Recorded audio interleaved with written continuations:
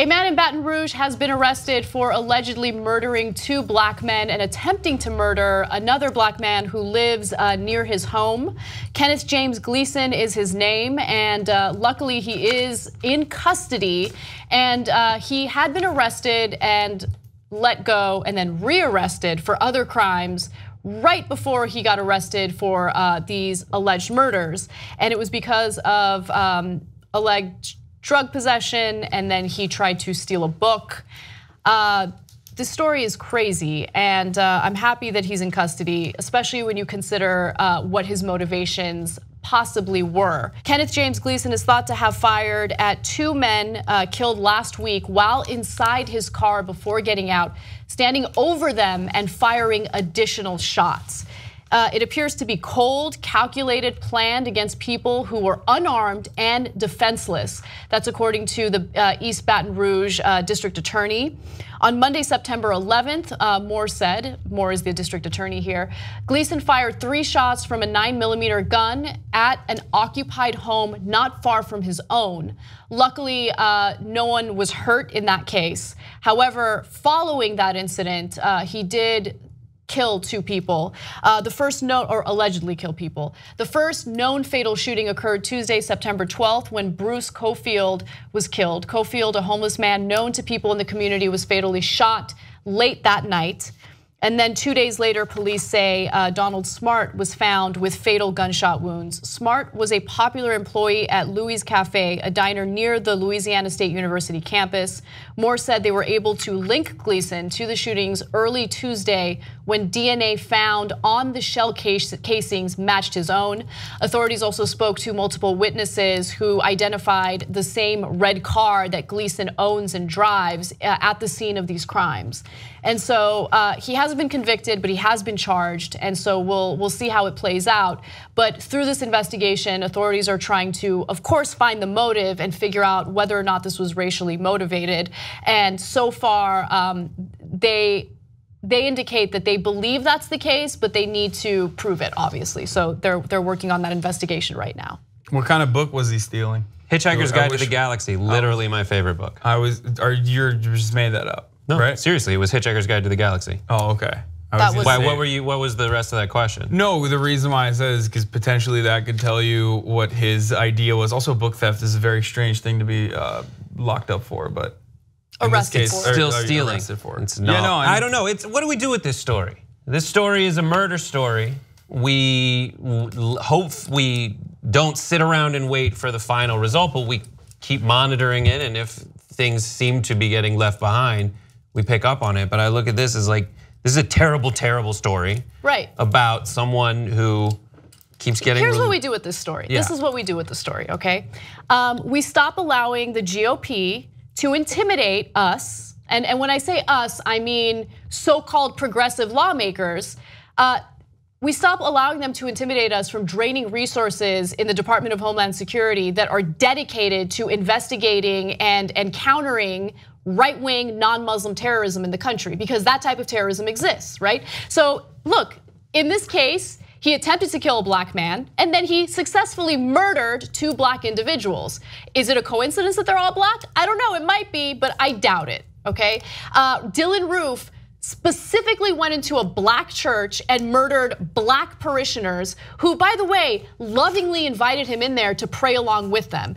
Right-wing extremism in the country is a real problem, okay? I'm not saying take the resources away from any type of counterterrorism program looking into or investigating Muslim extremism, but I am saying that, hey, back in 2011, when the GOP intimidated Democrats and convinced them to drain resources from the Department of Homeland Security so there wouldn't be a portion of that organization looking at right-wing extremism, that was a little bit of an issue. I totally get all those things. Yeah. I totally get all these things. Missing from this story is on arrested suspect's computer is found propaganda related to right-wing extremism. Right now what we have is terrifying person kills black people. I mean, kills people. Well, targets black people specifically. So essentially, there is a process that is going to unfold, which is going to fill in all these blanks. I say we keep an eye on it. I just am waiting for the missing pieces to arise. It's good to point it out now, but like if it turns out, I mean, just from a strategic point of view, those are all my goals, the goals you have laid out. But my strategic point of view, I wait until we find that missing piece that links. No, I get it. That. Look, I get what you're saying because you don't want to jump on a story and start assuming things before there's actual evidence.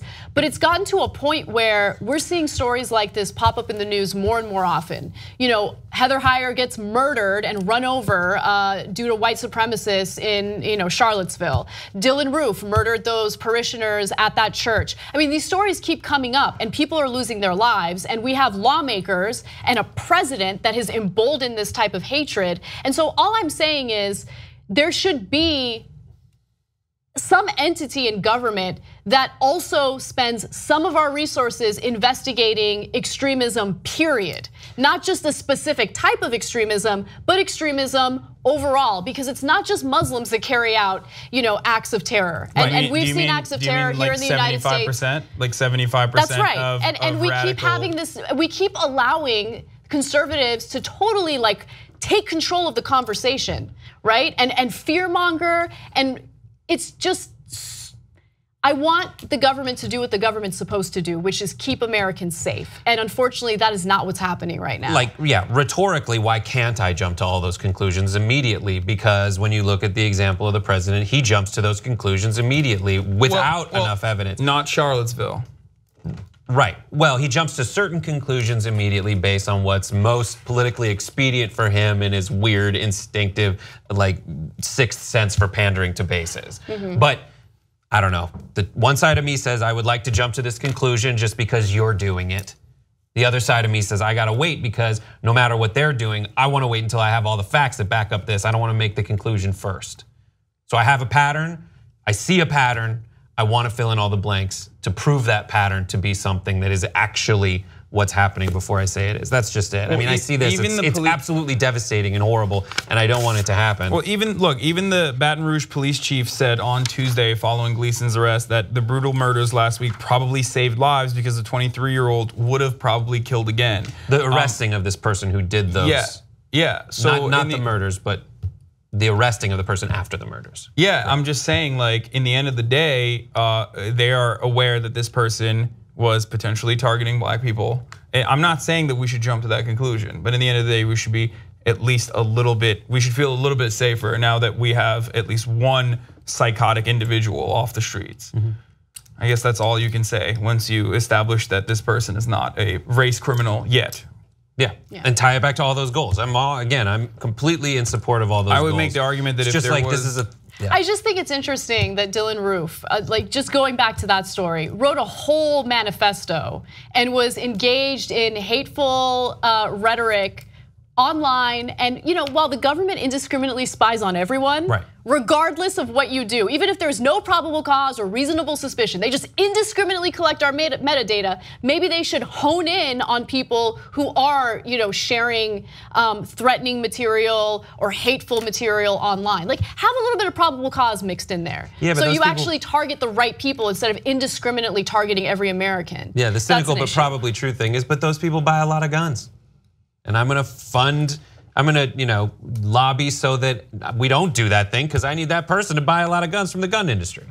And then when that person ends up shooting people indiscriminately or even purposefully targeting black people, then more people will buy guns to protect themselves because they feel unsafe. If you like this clip of the Young Turks, there's a whole live 2-hour show, 6 to 8 p.m. Eastern every day, and you can download it or stream it and watch it without ads if you become a member.